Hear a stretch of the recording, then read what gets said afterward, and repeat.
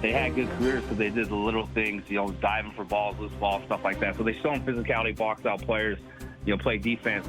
But when you see those guys, they're obviously not good enough to make it to the NBA. That's why they kind of look into football, right? So I think those are good examples with Antonio Gates. He was kind of like that. Now LeBron, with Barkley saying that, it was a different game when Barkley was that age, right? Right. LeBron could probably last in the NFL, in the CFL at this day and age because it's not as physical on receivers going over the middle. I mean, you were a heck of an athlete in your day. How was your basketball game? You know what? I could play point guard. I can distribute it. I was great at passing, like the full court passes and all that. But I was not very good at creating, and I couldn't jump shoot. I had to be, sitting and get my feet stationary, and I can make threes. But about junior high, I was like, yeah, let's stick to football and baseball. Hey, one key piece to your team, Wynton McManus. He's been out since, week 2. What have you seen from him, and what's the expectation for his return? Yeah, he's been itching to get back at it. We got on the field today, did individual. He felt good, feels confident he's going to be able to play this week. And then we'll limit him, throughout the week. And then the third practice, right, we got to go full go and see where he's at. So right now I'm feeling pretty good about him playing. And obviously there's been a lot of talk about his impact not being there. What can he bring you, and what changes when he's back at full strength? Well, just his leadership. I think he uplifts guys around him. They feel better when he's out there. We should still win when he's not out there. He's been a great leader on the sidelines and doing those things. But, it's just something about him. He's got an aura. Everybody feeds off of it. So, obviously, smart player, physical player, and then he always finds a way to make that play. Ball finds him, and we've been missing that. And another positive, Andrew Chatfield Jr., he's been turning heads too, hasn't he? He's a good player. We thought so going in. He proved that. So, we got to find ways to move him around as well. Not always line him outside on certain down and distances. Give him an opportunity maybe on the guard instead of going against the tackle. We're going to look at all those things this week, find ways to get better. Ryan, thanks for your time. All the best. All right, thanks, guys. Appreciate it. Our pleasure. Ryan Dinwiddie, head coach of the Argos, who are off until next weekend in Montreal. Yeah, big moment for the Argos. I mean, 1-4 is one thing, but you don't want it to slide the wrong way much further, right? Well, and then you got back-to-back with Winnipeg.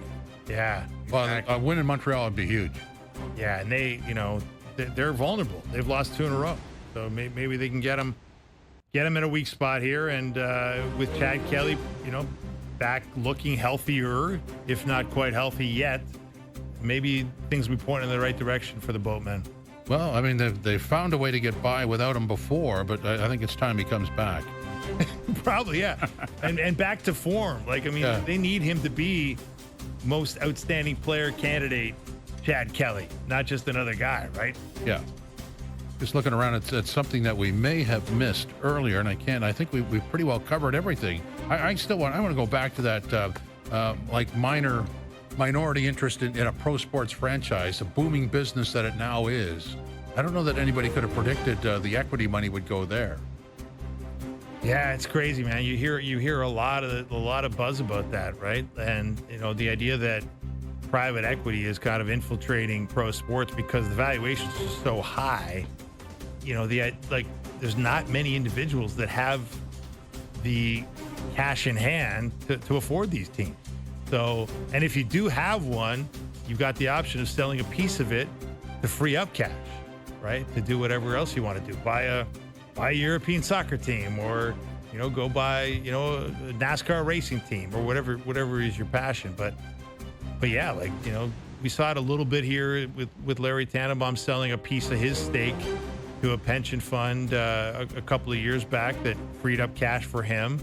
And obviously gave him a chance to reset the valuation of Maple Leaf Sports and Entertainment, because there will come a day where, Larry Tannenbaum is likely going to be bought out of his minority stake in Maple Leaf Sports and Entertainment. And heck, that deal could be in the works as we speak. Who knows? Yeah, it's just, when you go to the Lakers' $10 billion buyout, and suddenly that everybody it's like the house in the street that gets double what anybody thought.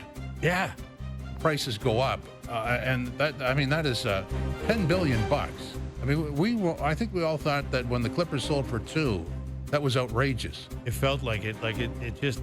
And the thing with the Lakers is they don't even own their own arena. Like that's just the team. You don't get. When they sold to Jerry Buss all those years ago for, whatever it was, a relative pittance in the hundreds of millions. That came with the Lakers, the LA Kings, and the fabulous Forum. Yeah, which isn't so fabulous, by the way. I think they renovated it. I think they still have concerts there. I remember doing a Leafs-Kings game there, and I walked in and went, wow, the outside's fabulous. It was like a movie set, right? You get inside and you go, where's the rest of it? Right. Yeah, it was a bit underwhelming. I was there too in my many years ago, and it did have. Well, it was an old arena, right? It was it wasn't the vintage of Maple Leaf Gardens and Chicago Stadium, but it was they got a lot of use out of the place. Let's put it that way. And that area, I guess, was somewhat remote, although I don't know that it could. I don't know if that's the right classification. Across the street was a racetrack, which is now the NFL home for the Chargers and who am I missing? Exactly.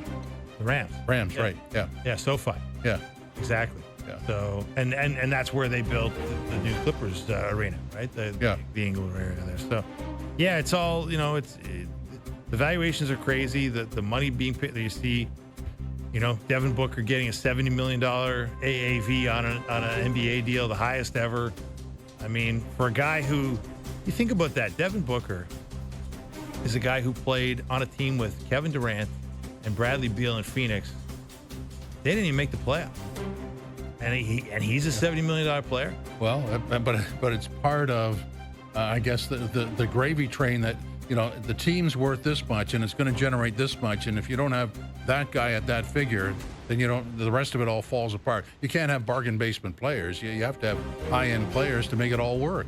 Oh, you're right. But the point being, yeah, you're right. There's guys who get the max who don't deserve the max. Well, yeah. And certainly don't deliver the max in terms of results on the floor. And eventually they get moved. Yeah, exactly. Although good luck moving that contract. I don't know. I guess everything's movable, but $70 million AAV might be tricky. Well, this year. Yes. Times change. You're right. 2 years down the road, not so tricky because it won't be it was the highest, SGA had the highest one for a week. And then Booker took over by $1 million per year. Exactly. Yeah, it won't be long until, I think the Cooper Flags and the Victor Wembanyama's of the world, the guys who are just emerging as future stars, they'll be the triple-digit AAV guys, right? Yeah. We'll continue on with more money. Best bets. That's next as Overdrive concludes on Mail It In Friday, live on YouTube, TSN 1050, TSN 2.